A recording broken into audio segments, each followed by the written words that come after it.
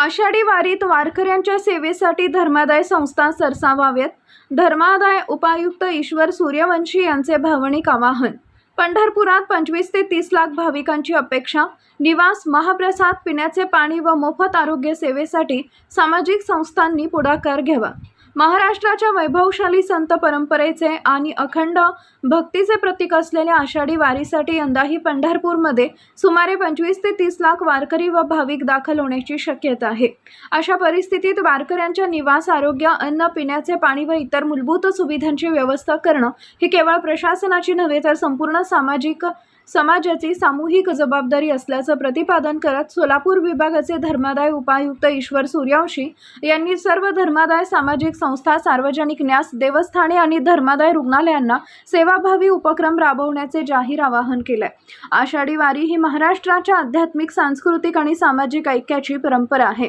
राज्यासह देशाच्या विविध भागातून लाखो वारकरी विठुरायाच्या दर्शनासाठी पायी पंढरपूरकडे मार्गस्थ होतात.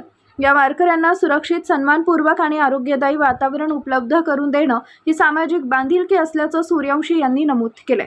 पालखी मार्गावरील तसेच पंढरपूर शहरातील धर्मादाय संस्था आणि सार्वजनिक न्यासांनी महाप्रसाद, पिण्याच्या पाण्याची व्यवस्था, विश्रांती केंद्रे, स्वच्छता सुविधा आणि इतर आवश्यक सेवा उपलब्ध करून द्याव्यात. ज्या संस्थांकडे स्वतःच्या इमारती किंवा जागा उपलब्ध आहेत त्यांनी त्या वारकऱ्यांच्या निवास व विश्रांतीसाठी खुल्या कराव्यात. विशेषतः पंढरपूरमधील सार्वजनिक न्यासांनी या सेवा कार्यात उत्स्फूर्त सहभाग नोंदवावा असं आवाहन करण्यात आलं आहे. धर्मादाय रुग्णालयांनीही पालखी मार्ग, दिंड्यांचे मुक्काम आणि पंढरपूर परिसरात तज्ज्ञ डॉक्टरांच्या पथकासह मोफत वैद्यकीय तपासणी व औषधोपचार शिबिरं आयोजित करावीत. वारकऱ्यांना वेळेवर आरोग्य सेवा उपलब्ध झाल्यास अनेक संभाव्य अडचणी टाळता येतील असा विश्वासही धर्मादाय उपायुक्तांनी व्यक्त केला आहे. नमस्कार. येत्या आषाढी वारीमध्ये जवळपास अंदाजे 20 ते 25 लाख भाविक वारकरी येण्याचं म्हणजे अपेक्षित आहे.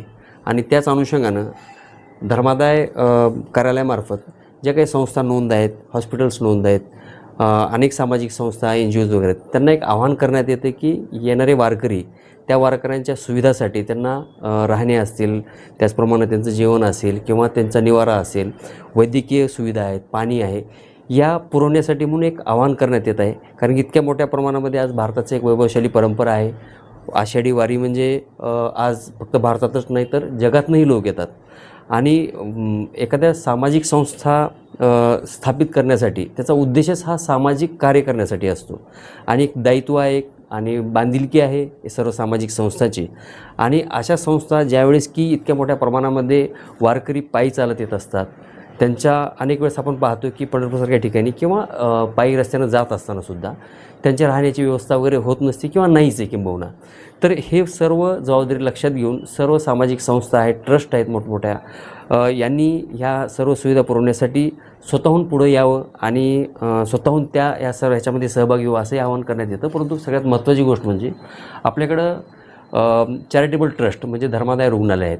धर्मादाय रुग्णालय या ठिकाणी मी आवाहन करतो की या सर्व वारीमधील लोकांना जितक्या जास्त मोठ्या प्रमाणामध्ये आरोग्यविषयक सुविधा देता येतील त्या त्यांनी द्याव्यात.